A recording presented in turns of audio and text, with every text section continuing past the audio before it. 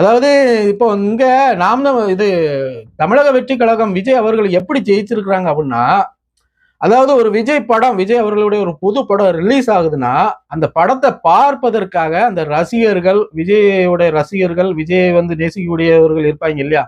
அவங்க வந்து அடிச்சு புடிச்சுக்கிட்டு டிக்கெட் எடுத்து முதல் நாளே முதல் காட்சியை பாத்திர வேண்டும் அப்படின்னு ஒரு வெறியில போயிட்டு பார்ப்பாங்க இல்லையா? அதே நிலைமை தான் இப்ப நடந்திருக்கு. அதே சாப்டர் கொண்டு இங்க அரசியல கொண்டு பூத்துட்டாங்க. அதே மாதிரி விஜய் வந்து கட்சி தொடங்கினாரு, எலெக்ஷன்ல போட்டி போட்டாரு. மக்கள் வந்து ரசிகர்கள் வந்து ஆதரிச்சு அவருக்கு பெரும்பான்மை கொடுத்துட்டாங்க. முதலமைச்சராகவும் முதலமைச்சர் தான். இன்னும் என்ன வேற என்னத்த சொல்ல? முதலமைச்சர் தான். இப்ப அதே கான்செப்ட தான் இங்க கொண்டு வந்திருக்கிறாங்க.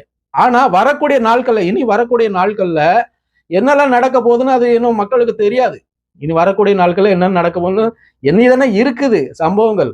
அப்போ மக்கள் வந்து இந்த ரசிகர் குஞ்சுகள்லாம் இப்படி முதல் நாள் முதல் காட்சி போய் பார்த்துணும் அப்படிங்கிற ஒரு கான்செப்ட்ல ஓட்டு போட்டு விஜய் கொண்டு வந்திருக்கிறாங்க இல்லையா?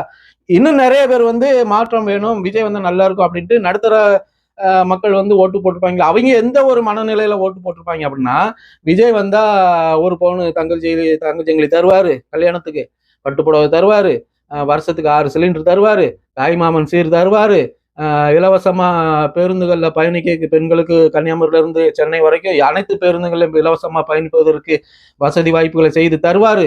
அப்படி இப்படின்னு நிறைய சொல்லியிருந்தாங்களே, உருட்டிருந்தாங்க இல்லையா? அது எல்லாம் இனி வரக்கூடிய நாட்கள்ல நமக்கு கிடைச்சிரும். நம்ம வேலைக்கே போக வேண்டாம், வீட்டுல உட்கார்ந்தே திங்கலாம் அப்படிங்கிற மாதிரி நினப்புல ஓட்டு போட்டுருவாங்க இல்லையா? அவங்களுக்கெல்லாம் வரக்கூடிய நாட்கள்ல வந்து சம்பவம் காத்துட்டு இருக்குது. சரியா?